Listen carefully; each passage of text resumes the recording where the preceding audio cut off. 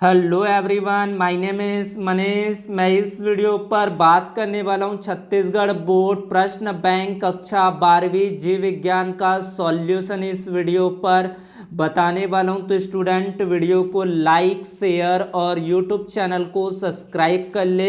इसका PDF Telegram group पर मिलेगा। टेलीग्राम चैनल का लिंक कम्युनिटी पोस्ट पर दे रखा है, तो जाइए और वहां से टेलीग्राम ग्रुप को ज्वाइन कर लीजिए। ऑलरेडी बहुत सारे बच्चे वहां पर जुड़ चुके हैं। बारी है आपकी। अगर परीक्षा पर आपको अच्छे प्रतिशत लाना है तो टेलीग्राम ग्रुप और यूट्यूब चैनल को सब्सक्राइब कर ले। तो यहाँ पर दूसरा भाग है। ये पहले भाग पर मैंने प्रश्न क्रमांक 1 से 20 तक वीडियो अपलोड कर दिया है, उसको जाकर देखें। इसके बाद इसमें आपको प्रश्न क्रमांक 21 से 40 तक के प्रश्नों को आपको कराया जाएगा। तो 21वां प्रश्न देखते हैं। वर्तमान के कोई 3 जानवरों उनके विलुप्त जोड़ीदार प्राणी की सूची बनाइए। मेढक सदृश आधुनिक उभयचर आधुनिक प्राणी है। जोड़ीदार विलुप्त प्राणी है सिलोकैंथ। उसके बाद है आपका आधुनिक पक्षी आर्कियो ओप्टेरिकस। आर्कियो होता है आर्कियो ओप्टेरिकस।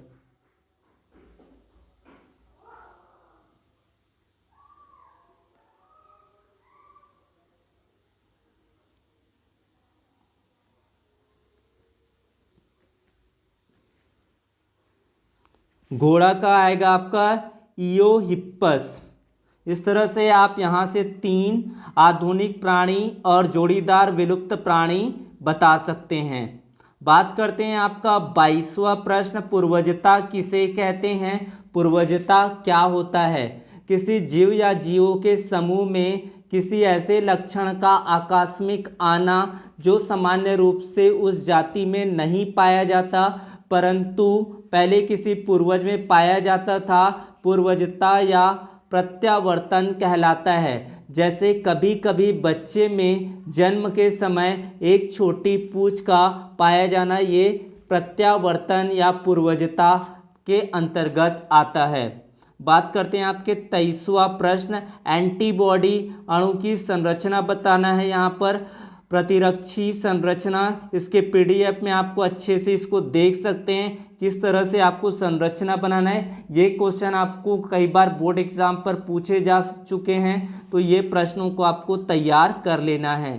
बात करते हैं आपका अगला क्वेश्चन। एंटीसेरा क्या है और इसका इम्पोर्टेंस बताना, इसका महत्व क्या होता है। एंटीसेरा एक एम्बर रंग का प्रोटीन युक्त पदार्थ है जो रक्त में जमावट होने पर अलग हो जाता है और इसमें इम्यूग्लोबिन होता है। इम्यूनोग्लोबिन एक प्रोटीन है जिसका उपयोग प्रतिरक्षा प्राणी द्वारा रोगजनक बैक्टीरिया और वायरस जैसे रोगजनकों को बेअसर करने के लिए किया जाता है, जो मुख्य रूप से प्लाज्मा कोशिकाओं द्वारा उत्पन्न होते हैं। जब संक्रमित व्यक्ति को एंटीसेरम दिया जाता है या एंटीसेरा दिया जाता है तो एंटीसेरम में मौजूद एंटीबॉडी एंटीजन या रोगजनक से जुड़ जाते हैं, इसलिए यह प्रतिरक्षा प्राणी को उत्तेजित या सक्रिय करता है। तो ये उत्तर आपको समझ में आ गया होगा। ये उत्तर आपको बहुत ही महत्वपूर्ण है। बात करते हैं आपका अगला प्रश्न। यहाँ पर हैजा टिटनेस टाइफाइड रोग के कारकों का नाम लिखना है। तो यहाँ पर हैजा का है विब्रियो कोलेरी, टिटनेस का है क्लोस्ट्रीडियम टिटेनी, टाइफाइड का होता है सल्मोनेला टाइफी। तो इस तरह से आप सभी का रोग कारक यहाँ से लिख लेंगे। हैजा विब्रियो कोलेरी, टिटनेस का क्लोस्ट्रीडियम टिटेनी, टाइफाइड का सल्मोनेला टाइफी। एलर्जी कैसा होता है और इसके लक्षण क्या होते हैं? एलर्जी वातावरण से शरीर में नुकसान रहित पदार्थों के प्रवेश या संपर्क में आने पर प्रतिरक्षा तंत्र के उचित रूप में प्रभावी न होने के कारण होता है। ये रहा आपका एलर्जी की परिभाषा। एलर्जी वातावरण से शरीर में नुकसान रहित पदार्थों के प्रवेश या संपर्क में आने पर प्रतिरक्षा तंत्र के उचित रूप से प्रभावी न होने के कारण होती है। बात करते हैं सामान्य लक्षण की। श्लेष्म झिल्ली का सूजन, आंसुओं का बहना, गला नाक आदि का उत्तेजित हो जाना, खुजली, त्वचा पर छाले या धब्बे पड़ना, सामान्य जुकाम। ये रहा कुछ कॉमन सिम्टम्स।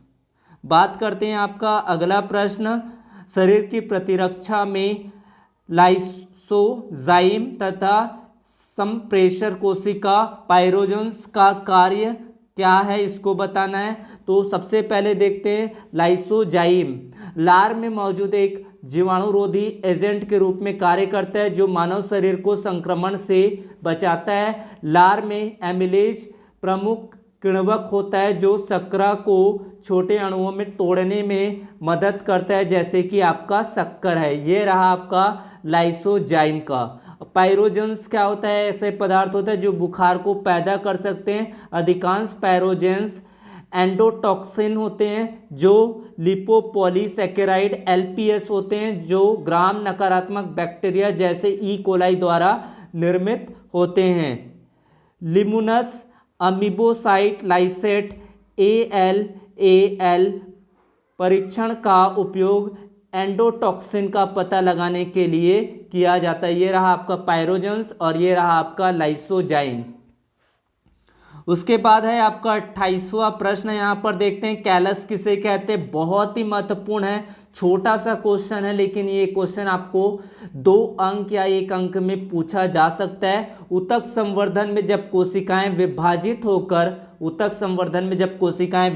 हो जाती है, अनेक कोशिकाओं का छोटा समूह बनाती है जिसे कैलस कहते हैं। तो ये रहा इसका उत्तर। बात करते हैं आपके 29वां प्रश्न, नस्ल का अर्थ क्या है। स्वप्रजनन के 2 उद्देश्य लिखे। नस्ल यानी कि ब्रीड, जंतुओं का वह समूह जिसके सदस्य कद काठी, रंग रूप व अन्य आकारिकी लक्षणों में समान तथा समान पूर्वज परंपरा के हो, नस्ल यानी कि ब्रीड कहलाता है।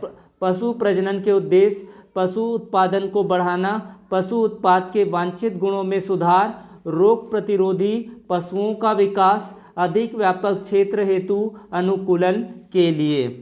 ये रहा 29 प्रश्न।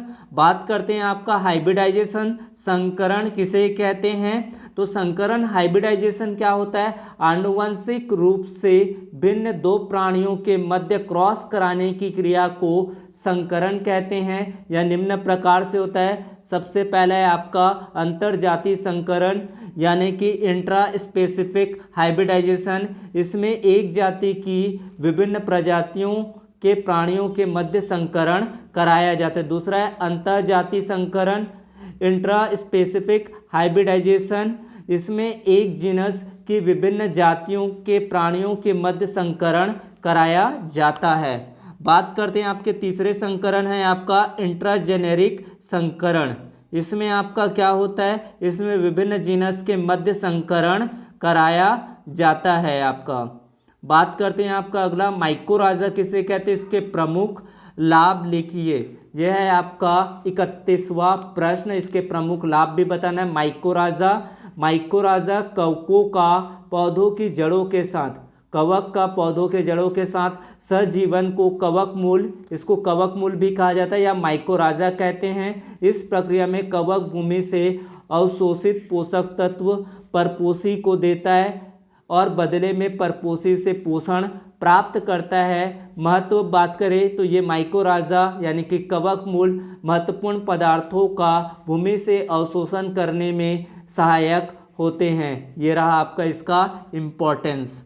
बात करते हैं आपके 32वां प्रश्न का, बायोगैस उत्पादन में मेथनोजन जीवाणु कैसे सहायता करते हैं। अवायवीय परिस्थितियों में कार्बन डाइऑक्साइड और हाइड्रोजन के साथ मीथेन का उत्पादन करने वाले सूक्ष्मजीव को मेथनोजेंस कहलाते हैं। मेथेनोबैक्टीरियम ये मवेशी गोबर और अवायवीय कीचड़ से सीवेज उपचार के दौरान पाए जाने वाली बैक्टीरिया है। ये सेल्यूलोजिक पदार्थ पर अवायवीय रूप से बढ़ते हैं और कार्बन डाइऑक्साइड और हाइड्रोजन के साथ बड़ी मात्रा में मीथेन बायोगैस का मुख्य घटक का उत्पादन करते हैं। इस प्रकार बायोगैस में उत्पादन में मेथनोजेंस का उपयोग किया जाता है। तो ये आपको समझ में आ गया होगा। बात करते हैं आपका अगला प्रश्न 33वां, जैव उर्वरक मिट्टी के लिए क्यों आवश्यक है? पौधों और जानवरों से प्राप्त प्राकृतिक उर्वरकों को जैविक उर्वरकों के रूप में जाना जाता है। पौधों की वृद्धि के लिए आवश्यक कार्बनिक अणुओं को जोड़कर यह मिट्टी को समृद्ध करता है। जैविक उर्वरक मिट्टी में कार्बनिक पदार्थों की मात्रा को बढ़ाते हैं, माइक्रोबियल प्रजनन को प्रोत्साहित करते हैं और मिट्टी की भौतिक और रासायनिक संरचना को बदलते हैं। इसे हरे रंग के खाद्य पदार्थों के लिए आवश्यक तत्वों में से एक तत्व माना जाता है।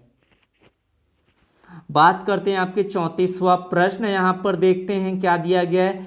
क्या यूकैरियोटिक कोशिकाओं में प्रतिबंधन एंडोन्यूक्लियस नहीं मिलते? समझाइए। बहुत ही महत्वपूर्ण आईएमपी प्रश्न है। नहीं, यूकैरियोटिक कोशिकाओं में प्रतिबंधन एंडोन्यूक्लियस नहीं होते। ऐसा इसलिए क्योंकि यूकैरियोटिक का डीएनए मिथाइलेज नामक एक संशोधन एंजाइम द्वारा अत्यधिक मिथाइलेटेड होता है। मिथाइलस नामक एक एंजाइम होता है, अत्यधिक क्या होता है आपका, मिथाइलेटेड होता है। मिथाइलेशन डीएनए को प्रतिबंध एंजाइमों की गतिविधि से बचाता है। ये एंजाइम प्रोकैरियोटिक कोशिकाओं में मौजूद होते हैं, जहां वे वायरस द्वारा डीएनए के आक्रमण को रोकने में मदद करता है।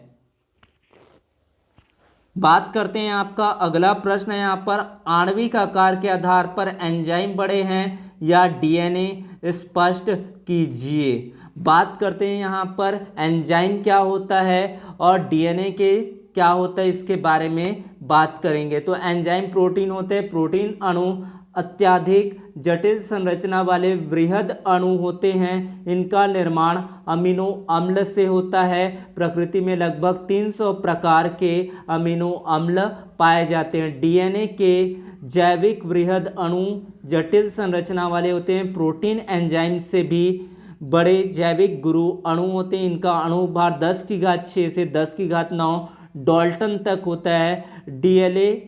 डीएनए अणु पॉलीन्यूक्लियोटाइड की श्रृंखला से बना होता है। इससे स्पष्ट होता है कि आरएनए अणु प्रोटीन एंजाइम से भी क्या होते हैं, बड़े होते हैं। ये रहा इसका उत्तर।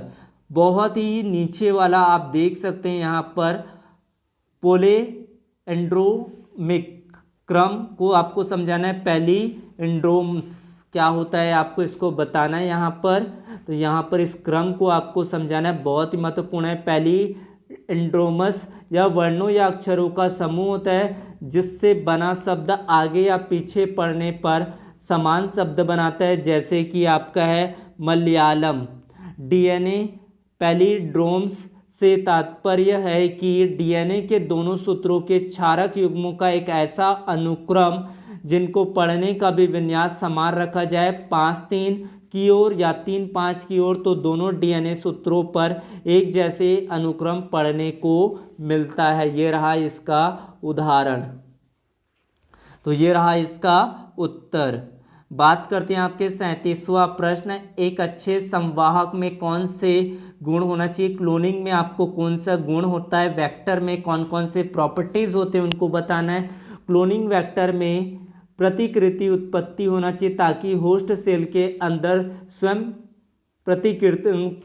प्रतिकृति कर सके। दूसरा है, इसमें लक्ष्य डीएनए के सम्मिलन के लिए एक प्रतिबंध स्थल होना चाहिए। इसमें एंटीबायोटिक प्रतिरोध जीन के साथ एक चयन योग्य चिन्हित होना चाहिए जो पुनः संयोजक जीव की जांच की सुविधा प्रदान करता है। या आकार में छोटा होना चाहिए ताकि आसानी से होस्ट सेल में एकीकृत हो सके। ये रहा आपका 37 प्रश्न। बात करते हैं आपके 38वां प्रश्न की, बहुत ही महत्वपूर्ण है ये भी। आनुवंशिक अभियांत्रिकी में प्रयुक्त एंजाइम का नाम लिखिए। आप सबसे विशिष्ट किसे मानते हैं? प्रायः निम्नलिखित एंजाइम आनुवंशिक अभियांत्रिकी में प्रयुक्त होते हैं। सबसे पहला है लाइजिंग एंजाइम, लाइसोजाइम, यह है आपका लाइसोजाइम। दूसरा है क्लीविंग एंजाइम, इसमें है आपका एक्सोन्यूक्लियस, एंडोन्यूक्लियस, संश्लेषक एंजाइम। इसमें डीएनए पॉलीमरेज आपका है, वह है आपका रिवर्स ट्रांसक्रिप्टेज। Joining enzyme. पांचवा है आपका alkyne phosphatase. Enzyme restriction endonuclease अति विशिष्ट एवं महत्वपूर्ण है। ये आणविक कैंची का कार्य करते हैं। ये डीएनए डुप्लेक्स के विशिष्ट बिंदु पर क्षारक युग्म के विशिष्ट अनुक्रम को पहचान कर विघटन के लिए उत्तरदायी होते हैं। डीएनए लाइगेज दूसरा महत्वपूर्ण एंजाइम है जो आणविक गोंद का कार्य करता है। यह फॉस्फेट डाइएस्टर बंध बनाकर डीएनए खंडों को जोड़ता है। तो ये आप लिख सकते हैं, बहुत ही महत्वपूर्ण प्रश्न है, इसको याद कर लेंगे। बात करते हैं आपके अगला प्रश्न, जीएमओ का पूरा नाम लिखना है। बताइए कि यह हाइब्रिड से किस प्रकार भिन्न होता है। जेनेटिक मॉडिफाइड ऑर्गेनिजम्स, यानी कि आनुवंशिक रूप से संशोधित जीव को ही आपको जीएमओ कहते हैं। यह एक हाइब्रिड से भिन्न होता है क्योंकि एक हाइब्रिड क्रॉस में दो प्रजातियों या उपभेदों के कुल जीनोम के बीच किया जाता है, जहां एक जीनोमों में विदेशी जीन को जीव में पेश किया जाता है। आमतौर पर अतिरिक्त क्रोमोसोमल इकाई के रूप में बनाए रखा जाता है, जीव के जीनोम में एकीकृत किया जाता है। बात करते हैं आपका 40वां प्रश्न और अंतिम प्रश्न। फिर अगले भाग पर हम लोग अगला वीडियो देखेंगे। तो इस मैंने आपको इस तरह से पूरी तैयारी कराया जाएगा, तो जुड़े रहिए चैनल के साथ। डीएनए प्रोब्स किसे कहते हैं, तो डीएनए प्रोब्स क्या होता है, डीएनए के ऐसे छोटे छोटे खंड को एक जैविक या अजैविक तंत्र में किसी जीन या एक डीएनए अनुक्रम की उपस्थिति को ज्ञात करने में सहायक होते हैं, डीएनए प्रोब्स कहलाते हैं। एक बार फिर से आपको बता रहा हूँ, डीएनए के छोटे छोटे खंड को एक जैविक या अजैविक तंत्र में किसी जीन या एक डीएनए अनुक्रम की उपस्थिति में ज्ञात करने में सहायक होता है, डीएनए प्रोब्स कहलाते हैं। इसका निर्माण व्यापारिक उद्देश्यों की पूर्ति के लिए भी किया जाता है। ये जीनों विशिष्ट डीएनए अनुक्रमों को पहचानने के लिए अत्यंत परिष्कृत एवं संवेदनशील साधन होते हैं। इनके द्वारा संक्रामक रोगों का निदान, भोजन में संदूषकों की पहचान, जीनों को पृथक करना, अन्य सूक्ष्मजीवों के परीक्षण किया जाता है। तो डीएनए प्रोब्स आपको समझ में आ गया होगा। तो ये रहा आपको 40 तक के उत्तर। अगला भाग आएगा, इसी तरह से आपको पूरा सॉल्यूशन कंप्लीट किया जाएगा। Thank you so much.